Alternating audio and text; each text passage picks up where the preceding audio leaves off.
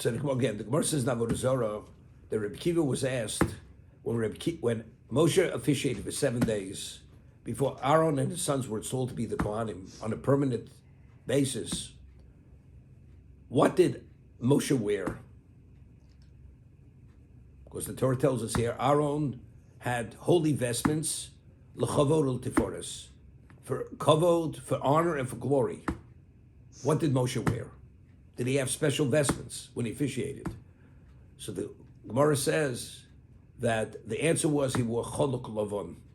He wore a white tunic. That's what the Gemara answers. So I mentioned the name of the Shalah Kodosh, the way he explains the Gemara, that when Adam originally was created, and Adam is a composite of what? A soul and a body. The soul is the essence of the person. The body facilitates the objective of the person. So, in essence, and in Zohar, the body is referred to as a levush. That is the garment of the soul. The soul is the essence of the person, and the body is the levush, the malbush. It's the attire of the soul. So initially we read Adam and Eve, Adam and Chava were naked in Gan Eden, and they were not ashamed of their nakedness. It's only once they ate the Eitz Hadas, which is Tov v'Ra, it's unadulterated evil, and that became intermingled in their essence. Their physicality became putrefied, spiritually putrefied. Now, the vestment, which is the body, no longer is qualified to serve Hashem. So initially, what was the vestment? The vestment to serve Hashem was the physicality of the human being.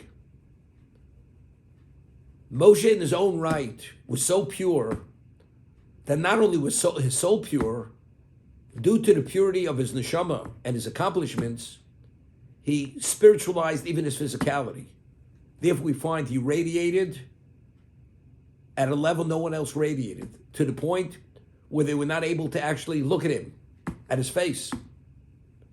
So that the Reb Kiva answered, he wore choluk lavon, the answer was he didn't need vestments. He just had to cover his nakedness, because it wouldn't have been appropriate. So he had to wear a white tunic. However, Aaron, who was not in his own right qualified to be the Kohen, he had to be compensated with the vestments which are in place of the body, what the body initially was meant to be the vestment. So therefore, the prescription for these vestments, this is prescribed by Hashem, the 8 vestments and exactly how they're made and what they represent. This is correspond to what the body was meant to be initially. So therefore, now that you have these holy vestments, it's l'chavod u'tiferes.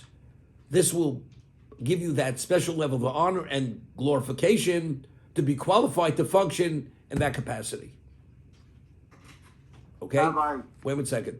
So over here, there's an Orach Chaim HaKadosh, which we studied many years, multiple times, with Alan and a group of people in the afternoon, 2-3 times a week sometimes.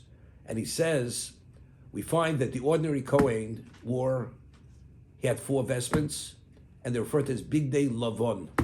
They were called white vestments. The Kohen Gadol, he had additional 4 vestments, which had gold intermingled in them. Some of them was just pure gold, like the tzitz, but the other additional vestments had gold thread interwoven in those threads, intermingled in those threads. So he explains, we know gold represents Midas Adin. That's fire. Fiery red. White is purity. Also, that's Midas Harachmi. So Yom Kippur, when the Kohen Gadol went into the Holy of Holies, he wore 4 vestments, the white vestments. Because Yom Kippur, supplicating Hashem for the ultimate level of forgiveness in the Kodesh Kadoshim and doing the service in the Kodesh Kadoshim, he had to come in a context of the ultimate level representing Rachmim. When he did Avodas Chutz, the service which had relevance to the yearly service, the daily service of the year, he wore Big Day They're called Big Day Zohov, the gold vestments, because the additional four. So L'chover Tiferes, so here he speaks, we'll speak more specifically. One is Rachmim, and the other one is Din. That even within the context of Din, he's able to bring about a level of forgiveness under normal circumstances.